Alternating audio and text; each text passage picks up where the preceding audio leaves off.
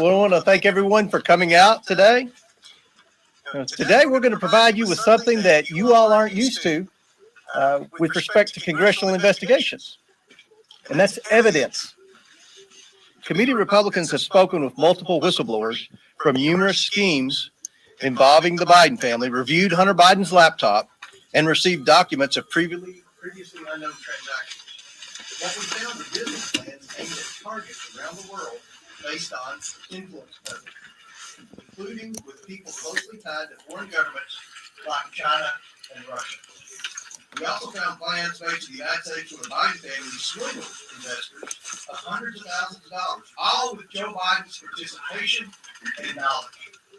In 2019, shortly after announcing his campaign for president, Joe Biden told the American people he had nothing to do with and never had conversations with his family about their business dealings.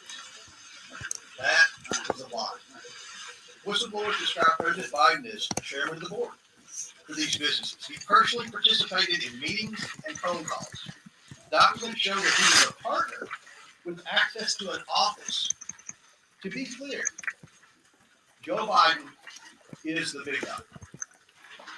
This evidence raises troubling questions about whether President Biden is a national security risk and about whether he is compromised by foreign government. Despite the president's claim that he wasn't involved in Biden family business schemes, these photos show Joe Biden meeting with his family associates while vice president. Committee Republicans have identified over 50 countries the Biden family sought businesses in. On the international side of the Biden family business, the deals were often led by Hunter Biden. That map there behind the flag shows all the countries where the Bidens had a footprint in international business deals. The investigation reveals the family that engaged with some of America's most powerful actors, claiming to sell one of the largest sources of cobalt for electric vehicles in the world, the Chinese, for example. The Bidens flourished and became millionaires by simply offering access to the family. Among the dozens of shell companies the Biden set up, there were millions of dollars of wire transfers, flights on Air Force Two to conduct personal business, and meetings with heads of state, all while Joe Biden was aware of what was happening. All the while, he turned a blind eye. Many transactions related to these businesses have raised red flags at U.S. banks. A suspicious activity report, or SAR, is a document a bank must file with the Treasury Department when a transaction is suspected to be related to money laundering or fraud or other types of criminal activity. According to media reports, the Biden family accumulated over 150 SARs. One SAR generated by an American bank, the Treasury Department, connects Hunter Biden and his business associates to international human trafficking, among other illegal activities. The money that was being made from foreign principals in the same room as Joe Biden was increasingly spent on furthering illegal activity. The SARs show that Hunter Biden was conducting business with suspected human traffickers. The money gained through influence peddling was funneled to a suspected criminal enterprise, again, one linked to human trafficking. We have repeatedly called on the Biden Treasury Department to release additional financial documents to committee Republicans, but thus far Treasury has refused. We want to know what the Biden administration is trying to hide from the American people and why they are not being transparent. We also found evidence Hunter Biden sought to evade these SARs using his financial advisor, coincidentally a Clinton administration official. We will continue to pursue all evidence, and specifically the SARs and bank records in the new Congress. As part of our investigation, we have evidence that the finances, credit cards, and bank accounts of Hunter and Joe Biden were commingled, if not shared. And on some accounts, at least, red flags were raised by banks to the account owner or owners indicating suspicious or illegal activity. One of Hunter's closest associates, Eric Sherwin, was accessing Joe Biden's money and writing checks to reimburse Hunter. Sherwin arranged the Biden's international deals around the world. At the same time, he was a frequent visitor to the White House and Joe Biden during the Obama administration, visiting close to 30 times and sometimes with international business partners and Hunter, according to Hunter's calendar. Sherwin was also the president of Hunter's company and was appointed by President Obama to a position in the administration. After an apparent falling out with Sherwin, Hunter began coordinating business himself, and increasingly the deals brought in Joe Biden as a direct equity holder. One of these deals involved the sale of American natural gas to China. Evidence suggests Joe Biden had a 10% equity stake through his son. And behind Glenn and Andrew is a map from Hunter's laptop. This was a PowerPoint presentation on his laptop in Chinese that they used in working with the Chinese. Now, let's think about this for a second. At a time when Americans are suffering from high energy prices because of this administration's terrible energy policy, we find evidence that Hunter Biden and Joe Biden were involved in a scheme to try to get China to buy liquefied natural gas, and from a whistleblower to try to get their foot in the door with China starting to purchase an interest in natural gas drillers. The people are in outrage over China buying farmland in the Dakotas. What about China starting to buy into our American energy industry at a time when we have an energy crisis because of the bad policies of the Biden administration? And let that sink in. Hunter brought in millions of dollars from this deal from entities tied to the Chinese government. In emails obtained by committee Republicans, Hunter wanted keys made for Joe Biden and Jim Biden, his office mate. He provided Joe Biden's personal cell number and called him his partner. The other partners in that deal were two people closely tied to the Chinese Communist Party. And that's the, behind Andy and Jim, that's the email where Hunter sent to the landlord requesting keys, and the Chinese partners were on the email, and where he said, Joe would need a key, and he even put Joe's cell phone number on there. Domestically, Jim Biden, Joe Biden's brother, used the Biden name to enrich himself in return for the promise that when Joe Biden became president in 2020, business partners would get rich by having access to a future Biden administration. By promising access to financing through Middle Eastern, Russian, and Chinese connections he made through Joe Biden by bringing his brother, Joe Biden, on the phone calls, Jim Biden was able to convince companies to give him loans of hundreds of thousands of dollars that he never repaid. The Biden administration has answered none of our requests for information regarding the Biden family or the financial transactions they engaged in. Instead, the Biden administration has spent over $250,000 to staff to, quote, deflect Hunter storage. Protecting the president's son who has committed crimes with American tax dollars is a waste. The domestic and international scheme that promised access to wealth in a future Biden administration constitutes fraud, and the president's participation in enriching his family is, in a word, abuse of the highest order. Rooting out waste, fraud, and abuse will be the primary goal of a Republican House Oversight Committee. As such, this investigation will be a top priority. We are releasing a report today that details what we have uncovered. We are also sending letters to the Biden administration officials and Biden family associates renewing our request for voluntary production of documents relevant to this investigation. This is an investigation of Joe Biden, the President of the United States, and why he lied to the American people about his knowledge and participation in his family's international business schemes. National security interests require the committee to conduct investigation, and we will pursue all avenues that have long been ignored. Committee Republicans have uncovered evidence of federal crimes committed by and to the benefit of members of the president's family. These include conspiracy or defrauding the United States, wire fraud, conspiracy to commit wire fraud, violation of the Foreign Agents Registration Act, violations of the Foreign Corrupt Practices Act, violations of the Trafficking Victims Protection Act, tax evasion, money laundering, and conspiracy to commit money laundering. The Biden family's business dealings implicate a wide range of criminality, from human trafficking to potential violations of the Constitution.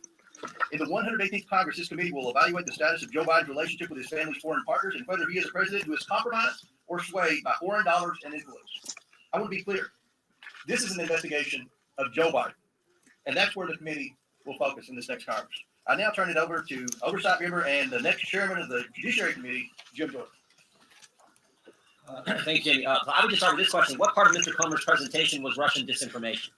I mean, never forget what happened on October 19th, 2020, 15 days before the most important election we have in our country. Who's going to be the next president of the United States? 15 days before that, Mr. Brennan, Mr. Clapper, and 49 other people signed a letter that said the following. It is for these reasons that we write to say that the arrival on the U.S. political scene of emails, reportedly belonging to Vice President Biden's son, Hunter, has all the classic earmarks of a Russian information operation. They further went on to say, we want to emphasize that we do not know if the emails provided to the New York Post are genuine or not, just that our experience makes us deeply suspicious that the Russian government played a significant role in this case. And of course, that letter became the pretext for suppressing this story, again, just days before the most important election we have in our country. So I would ask this, was J.P. Morgan's suspicious activity report to the Treasury Department, was that just a classic earmark of a Russian information operation? How about when Hunter Biden sent the email that Mr. Comer pointed to? Sent the email asking for keys to his new office space, one for himself, one for President Biden, one for his uncle Jim Biden, and one for the emissary for the chairman of the Chinese energy company CFCC. Was that just Russian disinformation operation in place? What part of Mr. Comer's presentation prompted the FBI to go to Facebook and say, hey, you want to be on the lookout for Russian misinformation here this election season? What part of his presentation would prompt that? And I think it's also important to say, never forget how the story has changed. I mean, think about this. When it started off, it was, no, it's not his laptop. It's not his laptop. Then it was, well, it's his laptop, but remember, it's Russian disinformation, and no one did anything wrong. Then it was, well, maybe he did something wrong, but President Biden didn't know about it. And now it's, well, maybe President Biden knew about it and was involved, but it didn't influence his decisions. In fact, yesterday, there was a story in Politico which said that. The story in Politico yesterday, investigating the investigators, dim strategists to launch counterpunch to House GOP. Story in Politico yesterday, here's what I said in there. Quote, no evidence has publicly emerged that Joe Biden's decisions were affected by his son's business dealings.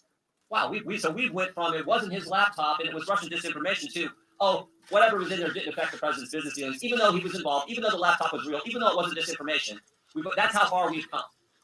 So I think I think there are all kinds of questions that need to be answered, and we're determined to get there. Here's some of them that I have. Did the FBI brief Twitter as well? We know they briefed Facebook. We know that had an impact on the election. There's been surveys done where thousands and thousands of voters across this country said it might have impacted their decision in the election in 2020. Did the FBI brief any of the 51 former intelligence officials who signed that letter? Again, that letter that became the pretext for suppressing this story. Who did the briefings? Who briefed Facebook? Here's the name that I think is interesting. Timothy Tebow. So Mr. Tebow, now remember, we just did a report 2 weeks ago, Judiciary Committee, a report that talked about the political influence and the political shenanigans going on in our Justice Department based on 14 FBI agents who come talk to our office as whistleblowers.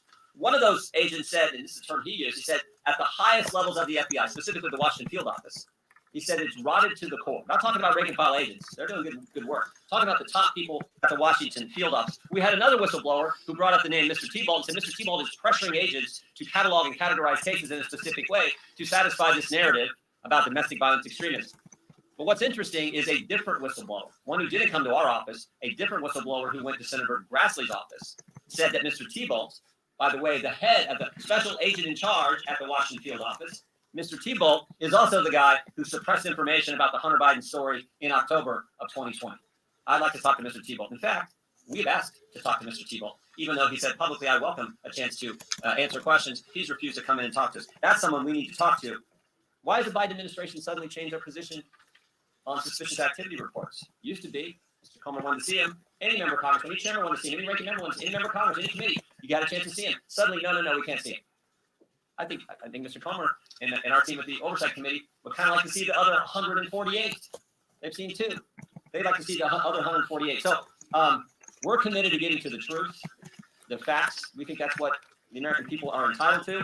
We're gonna try to help Representative Comer and the team here at Oversight with our work on judiciary, but with a specific focus on what the FBI was doing. We know these 51 former intel officials, they got security clearance. How often are they talking to the FBI? Are they talking to the FBI? Who's doing the talking? Who's doing the briefing? Were they briefed? There's so many questions that need answers so we can get to the bottom of this. And the final thing I would say is this. A colleague of mine said this in a committee hearing a few weeks ago, Mr. Gates. He said, when is the FBI going to quit interfering with elections? 2016, they spied on President Trump's campaign. 2018, it was the Mueller investigation. 2020, they suppressed information about the Hunter Biden story. 2022, they raided the president's home 91 days before the election. Maybe it'd be nice if the FBI and the Justice Department just stayed out of it and let we the people decide who we think should represent us, who we think should lead us. That's supposed to be how America works. So this is a focus on the Judiciary Committee, the political nature of the Justice Department, and the linkage now to what was happening with the Hunter Biden story, again, just 15 days before we have a presidential election. We'll be happy to answer questions. Anyone on the jury will be happy to answer questions. Yes, sir. Are you also putting the FBI on notice for not bringing, and the Department of Justice on notice for not bringing the charges? And let me be very clear. Jim said this, and Jim's going to answer that question. The Oversight Committee, we are focused on the bank records moving forward. The Judiciary Committee is going to be focused on that. Jim's going to answer that question. No, we're not putting anybody on notice. We just want to get the truth. I mean, that's why we issued a 1,000-page report 2 weeks ago that talked about. So I've been in Congress a few years now. I've never seen anything like it. 14 agents come talk to us while we're in the minority about how political that place has become. Talking about the purging going. These are terms they use, not we. Purging going on, purging of agents. The pressure to categorize cases in a political fashion. The putting the threat tag label on moms and dads who show up at school board meetings. We know of over 24 parents who were investigated. No one charged. But think of the chilling impact that has. You show up at some parents' home. You talk to them because she's in the group Moms for Liberty as an example. You talk to them. Think of the chilling impact that has on other parents. So that's what we're interested in getting to the bottom of. And the only way you can hold people accountable and hopefully stop the behavior is to present it to the country. That's what we got to do. So we're committed to doing it in an aggressive fashion, but in a way that's consistent with the Constitution. Thank you. We know that the Department of Justice and FBI has been investigating Hunter Biden since 2018. How do you know that these claims that you are laying out in your remarks today and some of the examples that you have up here aren't claims that have already been fully investigated by those federal prosecutors? Yeah. And can I follow up with the map that you were referring to? When was that PowerPoint from? That PowerPoint was from what year? Do we know exactly? I think it's in your packet, but 2017. So my follow-up there is, if this is from 2017, what is the connection to, the current energy crisis now? That was years ago. I mean, Joe Biden says he's going to stand up to China. Joe Biden says he's going to rewrite our whole energy policy, America first. And he was a 10% equity owner in a company whose sole mission was to purchase liquefied natural gas from the United States and try to take over the natural gas industry in America through natural gas wholesalers and natural gas drillers. I mean, I don't think Joe Biden's been honest to the American people about that. I think that's a question you all need to ask at the next White House press conference. We didn't know about your involvement in a Chinese energy company. Does that in any way, shape, or form impact your energy policy? That's something that I think every American deserves answer to, especially at a time when we're faced with record high energy prices because of Biden's energy policy. Yes. Will your committee call Hunter Biden or anybody in the Biden family to testify in investigation section? Or Yeah, we would love to talk to people in the Biden family, specifically Hunter and Joe Biden. I think the most important thing for us right now is to get those bank records. I mean, we have 2 suspicious activity reports in hand now, not because of the Biden family and certainly not because of Janet Yellen at Treasury. These suspicious activity reports are very detailed. These aren't from little banks like in my part of Kentucky. These are Wells Fargo, JP Morgan. So these suspicious activity reports, and I don't think from day one, a lot of people in the media understand what a suspicious activity report is. Just so you know, suspicious activity reports were created after September 11th as a way for the government to be able to track foreign transactions into American terror cells. Over time, it's expanded to include things like money laundering and other types of criminal activities. Because when in September 11th, remember, the banks knew that these terrorists were getting wire transfers from Saudi Arabia, but the FBI and federal authorities didn't. So that was how these were created. Under President Bush, under President Obama, and under President Trump, any committee in Congress could have access to those suspicious activity reports. But when Joe Biden became president, he changed the rules. Now, does anyone here doubt my suspicion that he changed the rules because his son and possibly himself had 150 suspicious activity reports? Are we the only ones that find that odd that Joe Biden would change the rules when he became president? In fact, Maxine Waters had legislation to change the rules back. She didn't know why he changed the rules. And she had a bill, and part of the language of the bill was to override that rule and give Congress the access to those suspicious activity reports. I actually voted for Maxine Waters' bill because that was in there, and I don't vote for a lot of Maxine Waters' bills. So, yes. thanks, Congressman, for doing this. A question for both of you. I'm wondering if you might be able to confirm that your committees will be investigating Speaker Pelosi and the Department of Justice for the treatment of defendants jailed in connection with January 6th. A promise that potentially Speaker McCarthy made to the House Freedom Caucus earlier this week. He's the Department of Justice. Yeah. We're focused on, you saw our report, well, maybe you didn't. I hope if you didn't, you take time to read it. We're focused on how political our Justice Department has become. It's not a question of if they are political, if they are. They're making decisions on a political basis. We're going to look at all that. What about Pelosi and the treatment of We're looking at January 6th We're looking events? at an umbrella of political operations at the Justice Department, all the way back to the very first whistleblower came to us over a year ago. About a year ago, I should say, regarding the school boards issue. So we're concerned about anything that is being done in a political fashion at the Justice Department. Because remember, you got to step back. It's supposed to be in this great country, the greatest country ever. It's supposed to be equal treatment under the law.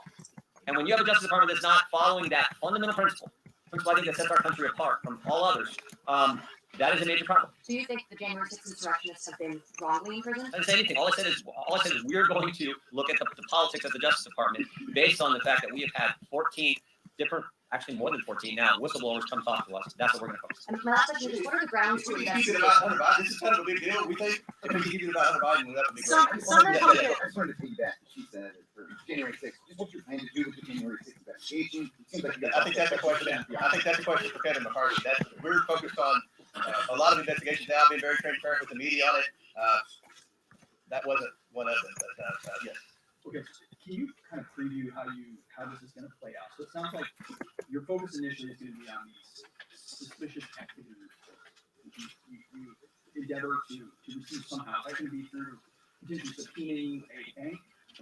And then once you receive those, is that are you expecting a smoking gun from that, or is that going to lead to more avenues? And then finally, what is the deliverable that you're expecting? Another report, or is it generating some sort of referral? How do you expect that? Well, obviously, with the two that we already have, they How don't. did you get that? Well, we can't reveal our cookies, but the two are on the internet, so you can dig and find them. They're out there, but we verified they're 100% factual. And I'm not questioning that. But if you got that from an individual, why would that individual have two? That's a great question. I'm glad you asked that question.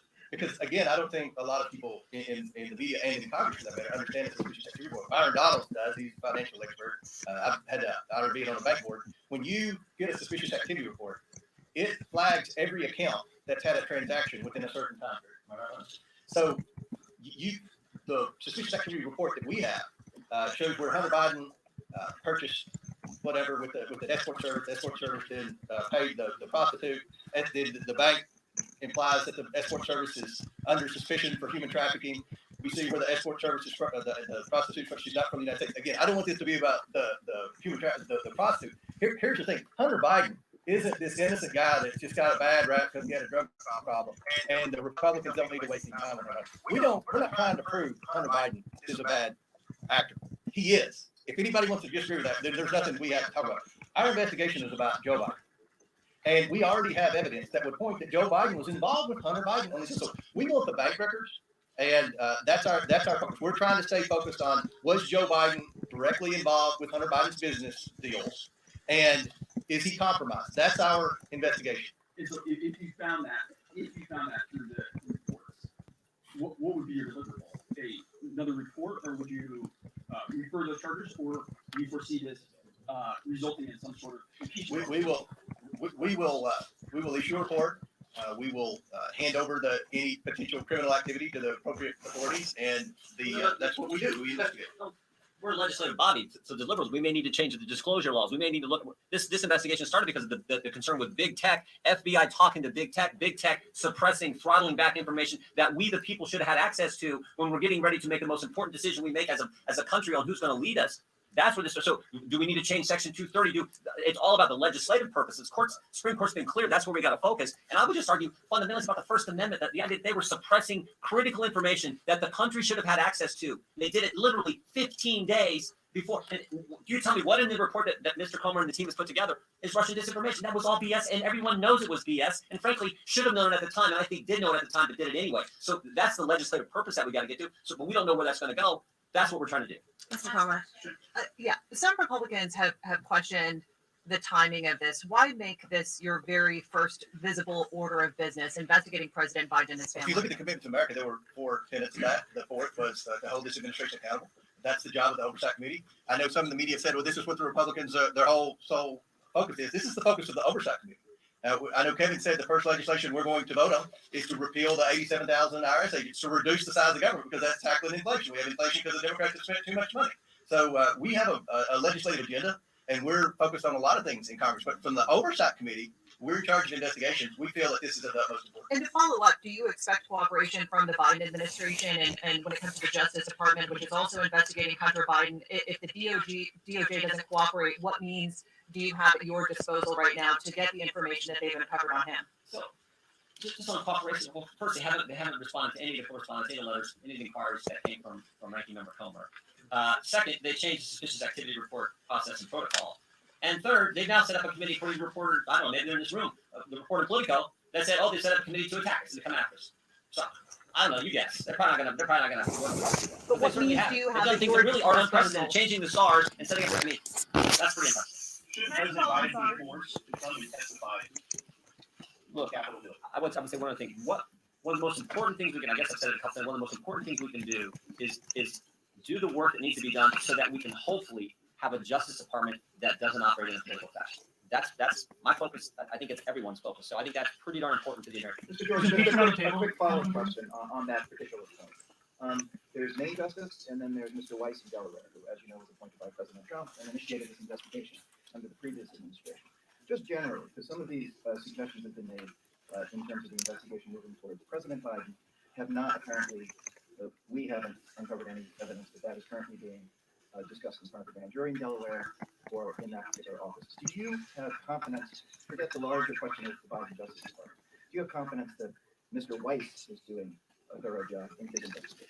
All I'm gonna say, there shouldn't be politics anywhere. It should be driven by the facts, the law, the Constitution. We've had over 14 whistleblowers come talk to us. Every single one has said at the highest levels of the Justice Department here in D.C., the Washington field office and the Justice Department here in D.C., that is where the politics are involved. That's where the political decisions are being made. We have a concern with that.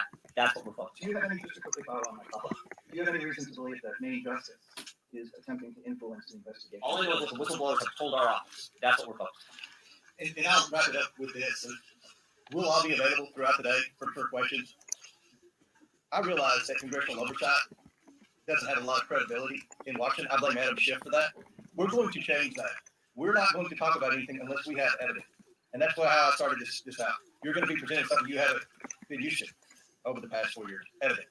And we believe that this is of the utmost importance. I've been watching the panels on CNN, everywhere else. Saying, why are Republicans investigating Hunter Biden? Why are we wasting time doing this? This is an investigation of Joe Biden. I think we've laid out the evidence as to why we feel it's important. And we're going to move forward with that. We're going to do a lot of investigations. We're going to do a lot of probing. We're focused on waste, fraud, and abuse. There's no shortage of that in this federal government, let me assure you that. And that's going to be a priority for this committee. Every member of this committee is going to have priorities in areas where they're focused on in the next Congress. And we're going to try to restore credibility to congressional investigations, and we're going to try to get the backs of the taxpayers, because the taxpayers are the one that's taking it on the chin. Catherine, I'll end with you. What do you make of the fact that the U.S. Attorney Delaware has been investigating Hunter Biden and his financial activities for 4 years, and yet no charges have been brought? I'll say that, and then Jim can end with that. Look, the more you look into Hunter Biden, the more bad things pop up. I don't know if that's the situation. I don't know if he's getting resistance at the Department of Justice. From what I've heard, they're looking into the tax evasion. There's no question he's evaded taxes. That's why he got the Hollywood lawyer to loan him $2 million to try to get caught up with the IRS on his tax bill. But at the end of the day, we're focused on some things that I think every American needs answers to. And one thing that I learned from talking to a lot of you off the scene here is that I don't think a lot of people realize the evidence that's already out there pertaining to Hunter Biden. And I don't think anybody realized that Joe Biden is, in fact, involved in a lot of these. He was, in fact, involved in a lot of these. So the goal from this press conference is to show you, number one, this is an investigation of Joe Biden. We're focused on the bank records. We're very specifically focused on the bank records and the bank violations. Remember, Congress used to have access to the bank violations. So Joe Biden changed rules. That itself should be a front page story above the fold. I'm not telling you what to do, but that's pretty odd that he would change the rules to do that. And we laid out why we think it's important. So Jim can follow up.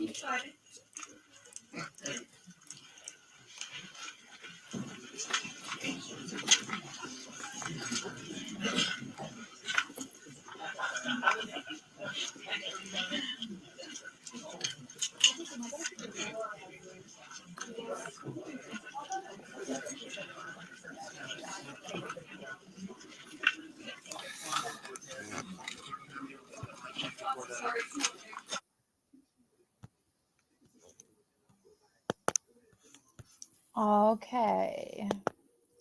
Well,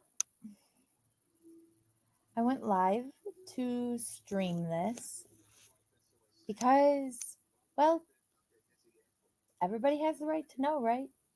That this is what's going on. I'm sickened. I'm pissed. I'm furious. I'm speechless. And, well, share this out. Share this to Facebook. Share this to your YouTube. Share this to other platforms. We have, as citizens of this country, deserve to know this. And we all need to now band together and stop this. Make them pay for this. Stop harming each other. Stop putting each other through hell. And now we focus our sights on making sure that he rightfully pays for his doings, especially the son. Human trafficking. Ugh. Okay. With that said, I am a third shifter. Those of you that are normally here, you know this. So I'm off to bed, guys. Thank you for joining us or joining me. So stay loyal, stay true, stay you. Love you. Bye.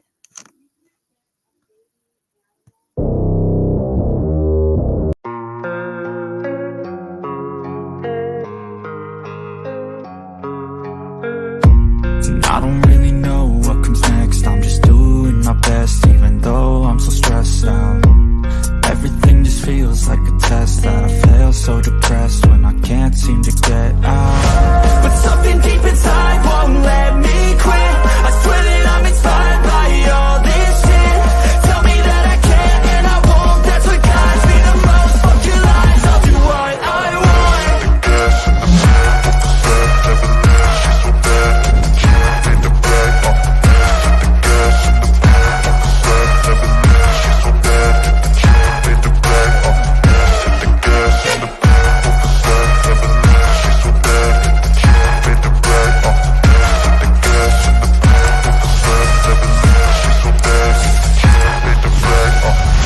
I'm inspired by thirst, I'm inspired by worth. I desire your worst, so you can just hide while I work. I ain't tired, you first. I'll write a second, third verse about the lies you go disperse. You never did shit, I know it hurts. Something deep inside won't let